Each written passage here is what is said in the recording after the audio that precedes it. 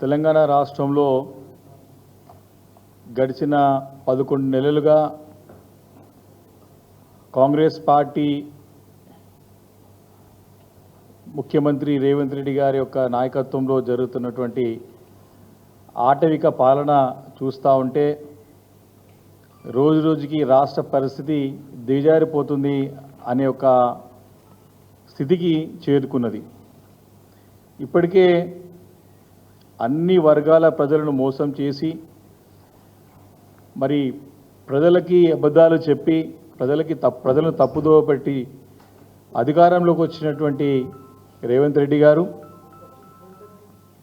మరి గడిచిన 11 నెలలుగా ఒక్కటంటే ఒకటి తన మార్కు రాజకీయంగానే తన మార్కు కనపడే విధంగా ఒక్క మంచి పని కూడా చేయకపోగా మరి అక్రమాలు, దౌర్జన్యాలు, పోలీసు కేసులు, బీఆర్ఎస్ పార్టీ పైన బురద జల్లే ప్రయత్నం, కేసీఆర్ గారి పైన, కేసీఆర్ గారి కుటుంబం పైన, కేటీఆర్ గారి పైన, హరీష్ రావు గారి పైన, అందరిపైన విషం చిల్లేటువంటి ప్రయత్నం చేయడం మనందరం చూస్తూ ఉన్నాం. మరి దీనికి వత్తాసు పలుకుతూ ఈరోజు తెలంగాణ రాష్ట్రంలో బలమైన శక్తిగా ఉన్నటువంటి బీఆర్ఎస్ పార్టీని, తెలంగాణ రాష్ట్రానికి ఎప్పటికైనా శ్రీరామరక్షగా ఉన్నటువంటి కేసీఆర్ నాయకత్వాన్ని బలహీనపరచాలా అనే ఒకటి ప్రయత్నం చాలా సందర్భాల్లో అటు బీజేపీ పార్టీ కానీ కాంగ్రెస్ పార్టీ రెండు పార్టీలు కలిసి చేసినటువంటి సందర్భాలు ఎన్నో ఉన్నాయి, ఇంకా కనపడుతూనే ఉన్నాయి. దానికి ఇంకా బలం చేకూర్చే విధంగా మరి చాలా సందర్భాల్లో బీఆర్ఎస్ పార్టీ పదే పదే చెబుతూ వస్తోంది, చాలా సందర్భాల్లో నిరూపించింది కాంగ్రెస్ బీజేపీ పార్టీ యొక్క బంధం ఏ రకంగా ఉందో తెలంగాణ రాష్ట్రంలో అని చెప్పేసి. ఢిల్లీలో కుస్తీ, గల్లీలో దోస్తీ, ఇది బీజేపీ కాంగ్రెస్ పార్టీ యొక్క పరిస్థితి. దాంట్లో ముఖ్యంగా ఈరోజు మన రాష్ట్రం నుంచి కేంద్రంలో కీలక పదవి చేపడుతున్నటువంటి బండి సంజయ్ కుమార్ గారు కేంద్రంలో హోంశాఖ సహాయ మంత్రిగా పనిచేస్తూ ఉన్నారు. మేము చాలా సందర్భాల్లో చెప్పినాం, వీరు కేంద్రంలో హోంశాఖ సహాయ మంత్రిగా కాదు, ముఖ్యమంత్రి రేవంత్ రెడ్డి గారికి సహాయ మంత్రిగా పనిచేస్తూ ఉన్నారు. దానికి చాలా ఉదాహరణలు బండి సంజయ్ కుమార్ గారు మాట్లాడిన సందర్భం గుర్తు చేశాం.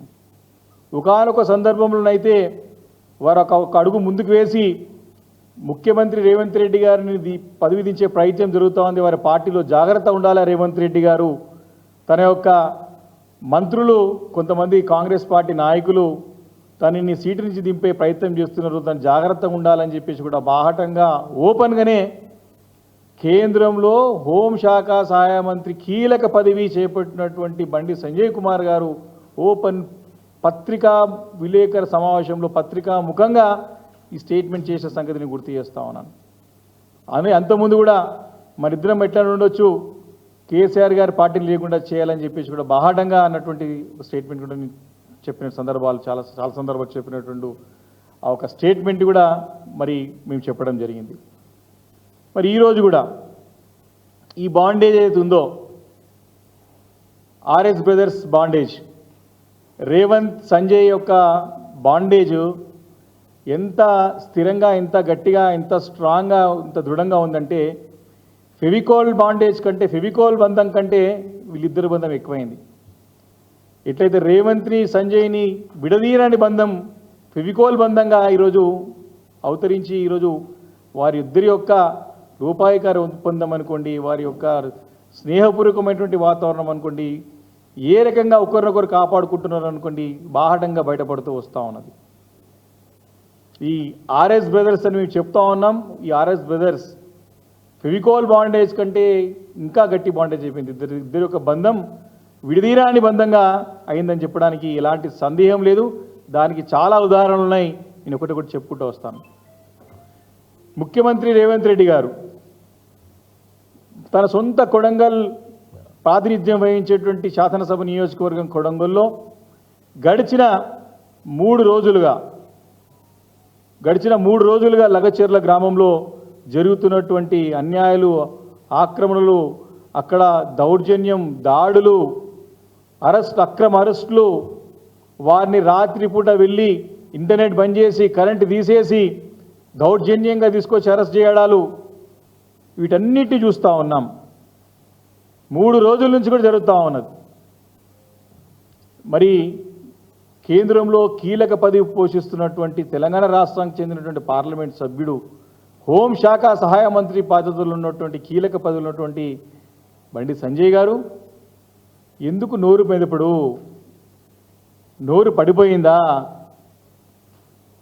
వారి సొంత పార్టీ లగచర్ల గ్రామానికి, అక్కడ చుట్టుపక్కల తాండాలు, మహబూబ్ నగర్కి ప్రాతినిధ్యం వహిస్తున్నటువంటి అక్కడ పార్లమెంట్ సభ్యురాలు, జాతీయ పార్టీ ఉపాధ్యక్షురాలు డికే అరుణ గారిని రాష్ట్ర పోలీసులు అడ్డుకుంటే, వారి నానా ఇబ్బందులు పెడితే, ఆ గ్రామానికి పోకుండా చాలా అంటే చాలా ఇబ్బంది పెట్టి తన కారును అడ్డుకొని పోకుండే ప్రయత్నం చేసి తను ఇబ్బంది పెట్టినటువంటి మాటని ప్రజలు బాహటంగా ప్రపంచమంతా చూసింది. కానీ ఈ ఆర్ఎస్ బ్రదర్స్ అయితే సంజయ్ తన మిత్రుడు వెళ్తుండో రేవంత్ రెడ్డి గారు చేసే పని కనపడలేదు. తన సొంత పార్టీ పార్లమెంట్ సభ్యురాలు వారిని అడ్డుకున్నా ఇప్పటి వరకు కూడా బండి సంజయ్ గారు నోరు మెదపలేడు. అంటే వారిద్దరి యొక్క అనుబంధం ఎంత గట్టి అనుబంధం ఉందో మనకు స్పష్టంగా అర్థమవుతా ఉన్నది. తన పార్లమెంట్ సభ్యులకి మరి ఇబ్బంది కలిగినా, వారికి దౌర్జన్యంగా పోకుండా అడ్డుకున్నా, వారి హక్కులను కాలరాస్తున్నా, కీలక పరిధిలో ఉన్నటువంటి బండి సంజయ్ గారు స్పందిస్తలేడంటే రేవంత్ రెడ్డి గారు పదవిలో ఉండాలి, చక్కగా ఉండాలి, దౌర్జన్యాలు చేసుకోవాలా, అక్రమాలు చేసుకోవాలా, వ్యాపారాలు చేసుకోవాలా, అండర్స్టాండింగ్ ఉండాలని చెప్పేసి స్పష్టంగా అర్థమవుతా ఉన్నది. గత 3 రోజుల నుంచి మనం చూస్తూ ఉన్నాం. మనం అక్కడ లగచెరులో దళిత, గిరిజన, బడుగు బలహీన వర్గాల పేద రైతుల యొక్క భూములని దౌర్జన్యంగా, అక్రమంగా, అన్యాయంగా లాక్కునే ప్రయత్నం చేస్తూ ఊర్లకు ఊర్లే తరుముకుంటూ ఈరోజు ఆటవిక పాలన కొనసాగిస్తూ అనాగరిక వైపు అడుగులేస్తూ ముందు పోతున్నటువంటి రేవంత్ రెడ్డి గారిని ప్రశ్నించకపోగా, వారి యొక్క అసమర్థతని, వారి యొక్క అనైతికంగా చేపడుతున్నటువంటి పనులని అడ్డుకోలేక, నోరు మాట్లాడడానికి నోరు రాక, ముఖం చూపెట్టలేక ఎక్కడ నిద్రపోతున్నాడు బండి సంజయ్ కుమార్ గారని ఈరోజు బీఆర్ఎస్ పార్టీ మేము ప్రశ్నిస్తూ ఉన్నాం. ఇంత పెద్ద సమస్య ఈరోజు కొడంగల్ అంతా కూడా అగ్నిగుండంలాగా రగిలిపోతూ ఉంటే, గిరిజనులు ఇబ్బంది పడుతూ ఉంటే, రాష్ట్ర వ్యాప్తంగా అంత గిరిజన తాండాలు కదులుతూ ఉంటే ఎక్కడ పోయిండు కేంద్ర మంత్రి అని నేను ప్రశ్నిస్తూ ఉన్నాను. ఇంత పెద్ద సంఘటనలు, ఇంత పెద్దటువంటి మరి దౌర్జన్యాలు జరిగితే కనపడదు. కానీ కేటీఆర్ గారి బావమరిది ఇంట్లో దీపావళి దావత్ చేసుకుంటా ఉంటే, రాత్రి చేసుకుంటా ఉంటే, తెల్లవారకు ముందుకే తన మిత్రుడు రేవంత్ రెడ్డి గారు ఫోన్ చేయగానే పోలీస్ ఎఫ్ఐఆర్ కాకముందుకే స్పందిస్తారైనా. ఇదేదో జాతీయ సమస్యగా కేటీఆర్ గారు అక్కడ ఉన్నాడు, నా నెట్వర్క్ ద్వారా నాకు సమాచారం వచ్చింది, నా నెట్వర్క్ ద్వారా వారు 15 నిమిషాల ముందే పోయిండు, ఇది డ్రగ్ పార్టీ, ఇది ఇంకేదో పార్టీ, ఇమ్మీడియట్గా కేటీఆర్ గారు అరెస్ట్ చేయాలని చెప్పేసి మహానుభావుడు, సోకాల్ మహానుభావుడు, నెట్వర్క్ ఉందని చెప్పుకునేటువంటి మహానుభావుడు డిమాండ్ చేశాడే. ఇప్పుడు ఎక్కడ పోయిండని ప్రశ్నిస్తూ ఉన్నాం. ఆయన నెట్వర్క్ అంటాడు, ఆయనకు నెట్టు లేదు, వర్క్ లేదు, వర్తు లేదు. ఈరోజు తన నెట్వర్క్ ద్వారా తన సమాచారం సేకరించినటువంటి ఈ కేంద్ర హోంశాఖ సహాయ మంత్రికి నెట్టు లేదు, ఆయనకు వర్క్ లేదు, వర్తు లేదు. ఇంత పెద్ద ఎత్తున దహనకాండ జరుగుతూ ఉంటే అక్కడ కొడంగల్లో దాన్ని ప్రశ్నించాడు. కానీ ఈరోజు ఇటువంటి సమస్యలని ఏదో చిన్న వ్యక్తిగతంగా టార్గెట్ చేసి, అంటే ఇద్దరు కలిసి టార్గెట్ చేస్తున్నారని చెప్పి స్పష్టంగా మరొకసారి రుజువైంది. ఈరోజు అనేక సందర్భాల్లో రేవంత్ రెడ్డి గారు ఫోన్ చేసి చదివిన స్క్రిప్ట్నే బండి సంజయ్ గారు చదువుతా ఉన్నారు. వీరిని కేంద్రంలో రక్షించేది కేంద్ర హోంశాఖ సహాయ మంత్రి బండి సంజయ్ కుమార్ గారే. మా పార్టీ కార్యనిర్వాహక అధ్యక్షులు చాలా స్పష్టంగా అన్ని ఆధారాలతో పాటు అమృత్ టెండర్లో తన సొంత బావమరిదికి లబ్ధి చేకూరే విధంగా చర్య తీసుకున్నారని చెప్పేసి ఆధారాలతో పాటు మొన్న కూడా కేంద్ర మంత్రికి ఖట్టర్ గారికి లిఖితపూర్వకంగా ఇచ్చినటువంటి సంగతిని గుర్తు చేస్తా ఉన్నాను. చాలా సందర్భాల్లో ఓపెన్గా బాహాటంగా ఓపెన్ ఛాలెంజ్ చేసిన మా పార్టీ కార్యనిర్వాహక అధ్యక్షులు కేటీఆర్ గారు. అదేవిధంగా మూసీ ప్రక్షాళనలో 1,50,000 కోట్ల రూపాయలతోనే మేము దీన్ని ప్రక్షాళన చేస్తాం, అభివృద్ధి చేస్తామని చెప్పినారు. ఇది కూడా పెద్ద లూటీ చేసే స్కీమ్ అని చెప్పేసి కూడా ఆధారాలతో పాటు కూడా ఏం చేస్తున్నారో ఏం చేయబోతున్నారో అని చెప్పడం జరిగింది.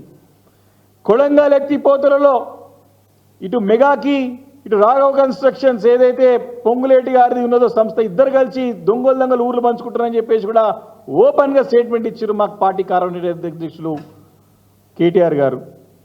చివరికి ఈ కొడంగల్లో కూడా ఈ లగచర్ల గ్రామం దగ్గర చుట్టుపక్కల సొంత అల్లుడు గురించి మ్యాక్స్ బీన్ అనేటువంటి కంపెనీకి ఫార్మా విలేజ్లో ఫార్మా సిటీలో తన కంపెనీకి తన అల్లుడు కంపెనీకి స్థలాన్ని సేకరిస్తుందని చెప్పేసి కూడా ఆధారాలతో పాటు చూపించారు మా కేటీఆర్ గారు. కానీ ఢిల్లీలో తనకి రక్షించేటువంటి మిత్రుడిగా రహస్య మిత్రుడిగా సోదరుడిగా ఈ ఆర్ఎస్ బ్రదర్స్ ఒక ఇద్దరు బంధంగా సంజయ్ కుమార్ గారు రేవంత్ రెడ్డి గారు మళ్ళొకసారి కాపాడుకుంటారని చెప్పడానికి ఇలాంటి సందేహం లేదు. ఆధారాలతో పాటు మేము చెప్తా ఉన్నాం. ఇన్ని రోజులు దీనిపైన స్పందన లేదు అంటే చాలా స్పష్టంగా ఈరోజు వీరిద్దరు కూడా కలిసి నాటకాలు ఆడుతూ తెలంగాణ రాష్ట్రాన్ని అగ్నిగుండంలాగా మార్చి తెలంగాణ రాష్ట్రంలో బలమైన శక్తిగా ఉన్నటువంటి బీఆర్ఎస్ పార్టీని ఏదో రకంగా అడ్డుకోవాలా, ఏదో రకంగా మరి నిర్వీర్యం చేయాలా, వారి నాయకత్వాన్ని బలహీనపరచాలని జరిగే ప్రయత్నం ఏతున్నదో ప్రజలందరూ కూడా గమనిస్తున్నారని చెప్పి సందర్భంగా నేను మనవి చేస్తా ఉన్నాను. చాలా క్లియర్గా గత 3 రోజుల నుంచి కూడా ఈ జరిగిన సంఘటనలన్నింటినీ కూడా రాజకీయ రంగు పూసే ప్రయత్నం చేస్తూనే ఉన్నారు. ఒకటిగా వారి అన్ని చర్యలు బయటపడుతూ ఉన్నాయి, వారి అన్ని నాటకాలన్నీ కూడా బయటపడుతూ ఉన్నాయి. పోలీసులను అడ్డు పెట్టుకొని తమ ప్రైవేట్ సైన్యంలాగా తన ప్రైవేట్ వ్యక్తుల్లాగా పోలీసులను వాడుకొని మరి ఇక్కడ అక్రమ అరెస్టులు చేసుకుంటూ మరి దొంగ నాటకాలకు తెరలేపుతా ఉన్నారు. తన ఇష్టానుసారం ఈరోజు తమ రిమాండ్ రిపోర్ట్లన్నీ కూడా బయటపడుతూ ఉంటే వాటన్నిటినీ కూడా మేము తప్పులన్నీ ఎత్తి చూపి వారికి చూపే ప్రయత్నం చేస్తూ ఉన్నాం. కాంగ్రెస్ పార్టీ ప్రభుత్వానికి చాలా క్లియర్గా ప్రభుత్వం యొక్క వైఫల్యమే ఘటనకు కారణం. స్పష్టంగా వారు కూడా తెలుసు. కాంగ్రెస్ పార్టీ ముఖ్యమంత్రి గారు మాట్లాడుతూ ఇప్పుడు మాట్లాడలేదు, ఆయన మాట్లాడలేదు, బండి సంజయ్ గారు కానీ ఆ పార్టీ మంత్రులు మాట్లాడుతూ ఉన్నారు, పార్టీ అధ్యక్షుడు మహేష్ కుమార్ గౌడ్ గారు మాట్లాడుతూ ఉన్నారు. ఇది ముమ్మాటికి బీఆర్ఎస్ పార్టీ కేటీఆర్ గారు చేపించిన చర్య అంటున్నారు. కానీ వాస్తవాలు ఒకటొకటి బయటకు వస్తూ ఉన్నాయి గత 2 రోజుల నుంచి కూడా. దాంట్లో క్లియర్ కట్గా ఆ దాడిలో పాల్గొన్నది కాంగ్రెస్ పార్టీకి చెందినటువంటి కార్యకర్తలు నాయకులు అని చెప్పేసి కూడా స్పష్టంగా బయటపడుతూ ఉన్నది. ఇది రాము నాయక్ అని చెప్పేసి దాంట్లో నిందితుడు ఉన్నటువంటి కాంగ్రెస్ పార్టీకి చెందినటువంటి ఒక నాయకుడు, ముఖ్యమంత్రి రేవంత్ రెడ్డి గారితో దిగిన ఫోటో ఇది. అదేవిధంగా ఇంకొక కార్యకర్త వర్ల హనుమంతు అని చెప్పేసి తను కూడా నిందితుడు ఉన్నటువంటి ఆ ఒక్క దాంట్లో ఉన్నటువంటి వ్యక్తి కాంగ్రెస్ పార్టీ కార్యకర్త. ఊరంతా కూడా పార్టీలకు అతీతంగా తమ భూములు ఇవ్వబోము ఫార్మా విలేజ్కి ఫార్మా సిటీకి రేవంత్ రెడ్డి అల్లుడు కోసానికి మేము త్యాగాలు చేయడానికి సిద్ధం లేము అని చెప్పేసి కరాఖండిగా తీర్మానం చేసుకుని గ్రామం అంతా కూడా తిరుగుబాటు చేస్తే తమ వైఫల్యాన్ని కప్పుపిచ్చుకోవడానికి ఈరోజు కేటీఆర్ గారి పైన మా అక్కడ కొడంగల్కి ప్రాతినిధ్యం వహించినటువంటి మా శాసన సభ్యుడు నరేందర్ రెడ్డి గారి పైన లేనిపోని తప్పుడు కేసులు బనాయించే ప్రయత్నం చేసి నరేందర్ రెడ్డి గారిని అరెస్ట్ చేసి ఈరోజు జైల్లో పెట్టిన సంగతిని ఈ సందర్భంగా ప్రజల దృష్టికి తీసుకొస్తా ఉన్నాను. ఇవన్నీ కూడా స్పష్టంగా అర్థమవుతా ఉన్నాయి. కాంగ్రెస్ పార్టీ మంత్రులు నాయకులు మాట్లాడేదంతా ఉత్తరే. రేవంత్ రెడ్డి గారు రాసిన స్క్రిప్ట్నే వారు చదువుతా ఉన్నారు. కానీ వాస్తవ పరిస్థితులు వేరుగా ఉన్నాయి. క్షేత్రస్థాయిలో గ్రామం గ్రామం అంతా కూడా ఖాళీ చేసింది. అక్కడ ఏ ఒక్క మగవారు కూడా గ్రామంలో లేరు ఈరోజు. కాబట్టి దీన్ని ఈ భూములని ఇవ్వడానికి అక్కడ దళిత గిరిజన బడుగు బలహీన వర్గాలు పేదవారు ఎవ్వరు కూడా సిద్ధంగా లేరు. 9 నెలల నుంచి కూడా ఆందోళన కార్యక్రమాలు జరుగుతూ ఉన్నాయి. ఈరోజు కూడా తేట తల్లం అయిపోయింది. 5వసారి కాంగ్రెస్ పార్టీ ప్రయత్నం ఇది. బీఆర్ఎస్ పార్టీ నాయకులను ఇరికించాల్సినటువంటి ప్రయత్నము రేవంత్ రెడ్డి గారు ప్రమాణ స్వీకారం చేసిన తెల్లారి నుండే బండి సంజయ్ గారు ఇద్దరు కూడా కలుపుకొని ఒకరికొకరు మాట్లాడుకొని చేసే ప్రయత్నాలన్నీ కూడా వారికి టీఆర్ఎస్ పార్టీ తిప్పికొట్టినాం. మేమందరం కూడా వారందరూ కూడా ప్రతిదీ కూడా మొదటి నుంచి కూడా కాళేశ్వరం స్కామ్ అని చెప్పినారు. దాన్ని ఏం చేయలేకపోయారు. అదే కాళేశ్వరం నీళ్లు ఈరోజు ముఖ్యమంత్రి గారు తీసుకొచ్చి మళ్ళా నేను ఇక్కడ గండిపేటలో హిమాయత్ సాగర్ నింపుతా అంటుంది. మల్లన్న సాగర్కి వెళ్ళి తీసుకొచ్చేసి కుట్టుకుపోయిందని చెప్పి ప్రచారం చేశారు ఎన్నికల్లో. దాని తర్వాత ఫోన్ ట్యాపింగ్ అని కొన్ని రోజులు డ్రామాలు ఆడినారు. దాని తర్వాత కొన్ని రోజులు ఉత్తగనన్న మా కేటీఆర్ గారి పైన వాళ్ళ మంత్రులతో మహిళా మంత్రులతో కొండ సురేఖ గారితో లేనిపోయిన ఆరోపణలు చేసే ప్రయత్నం చేసినారు. ఇప్పుడు మొన్నటి వరకు ఫార్ములా ఈ అని చెప్పేసి కేసులు అని చెప్పేసి మొన్నటి వరకు తప్పుడు ప్రచారం చేసినారు. నిన్నగాక మొన్న ఈ యొక్క కొడంగల్లో వారి సొంత అల్లుడికి స్థలాలు భూమి సేకరణ చేస్తున్నారని అక్కడ గ్రామస్తులందరూ గ్రామం తిరుగుబాటు చేస్తే దాన్ని కూడా బీఆర్ఎస్ పార్టీ పైన కేటీఆర్ గారి పైన వారిపైన బురద తల్లి వారిని కూడా మళ్ళా కేసులు ఇరికించే ప్రయత్నం చేసినారు. ఈ రకంగా ప్రతి సందర్భాన్ని కూడా మరి బీఆర్ఎస్ పార్టీని మేము అడిగే ప్రశ్నలకి మీ ప్రజలకు మీరు ఇచ్చినటువంటి వాగ్దానాలు 6 గ్యారంటీలు రైతు బంధు ఇవన్నీ అడుగుతూ ఉంటే మొన్నప్పుడు బోనస్ ఇవ్వాలని చెప్పేసి అడుగుతూ ఉంటే రైతులకి ఒడ్లు కొనుగోలులో ఇవన్నీ మేము అడుగుతూ ఉంటే వాటికి సమాధానం చెప్పలేక రైతు రుణమాఫీ అన్నారు సంపూర్ణంగా కాలేదని చెప్పేసి మీరు రైతులని చెప్పి కాలేదని ప్రజలకు రుజువైన తర్వాత వీటన్నిటిని కూడా డైవర్ట్ చేయడానికి అన్ని కేసులు పెట్టుకుంటూ మమ్మల్ని ఇబ్బంది పెడుతూ ముందుకు వస్తూ ఉన్నారు. దీన్ని అన్ని కూడా తట్టుకొని నిలబడుతుంది బీఆర్ఎస్ పార్టీ. ఈరోజు ప్రజలకు అన్ని కూడా తేటతలం అయిపోయింది. ప్రజలకు అన్నీ అర్థమవుతా ఉన్నాయి. దీనికి తోడుగా సంజయ్ కుమార్ గారు రేవంత్ రెడ్డి గారికి ప్రత్యక్షంగా డైరెక్ట్గా చేతులు కలిపి ఈరోజు బీఆర్ఎస్ పార్టీ నాయకత్వాన్ని బలహీనపరిచే ప్రయత్నాల్లో భాగంగా చేస్తున్న సంగతిని గుర్తు చేస్తూ మరి 3 రోజుల నుంచి కూడా జరుగుతున్న సంఘటనల గురించి ఎలాంటి సమాధానం చెప్పలేక బండి సంజయ్ గారు ముఖం చాటేస్తూ ఉన్నారు. దీన్ని ఈరోజు బీఆర్ఎస్ పార్టీ ప్రశ్నిస్తూ ఉంది. మరొకసారి ఈ యొక్క ఆర్ఎస్ బ్రదర్స్ యొక్క అనుబంధాన్ని మరొకసారి ప్రజల దృష్టికి తీసుకొచ్చడానికి మేము ప్రయత్నం చేస్తూ ఉన్నాం. అన్నీ కూడా ఒకటొకటి కూడా ఖచ్చితంగా అర్థం చేసుకొని ఈ యొక్క ఇద్దరు నాయకులు 2 పార్టీలు లోపాయకరంగా ఒప్పందం చేసుకొని బీఆర్ఎస్ పార్టీ నాయకత్వాన్ని లేకుండా చేయాలని చెప్పి చేసే ప్రయత్నాన్ని తప్పకుండా అన్ని కుతంత్రాలని తిప్పి కొడుతుంది బీఆర్ఎస్ పార్టీ అని చెప్పి ఈ సందర్భంగా మనవి చేసుకుంటూ ఇప్పటికైనా లగచర్య అనేటువంటి ఈ సంఘటన గ్రామం అంతా కూడా తిరుగుబాటు చేసింది. ఈ యొక్క లఘుచర్య యొక్క సంఘటన మరొక నంది గ్రామంగా మారబోతా ఉంది. ఏ రకంగానైతే వెస్ట్ బెంగాల్లో అక్కడ ఎవరైతే నంది గ్రామంలో అప్పుడు భూసేకరణ చేయాలని చేసినటువంటి పార్టీ అక్కడ నామరూపాలు లేకుండా అయింది.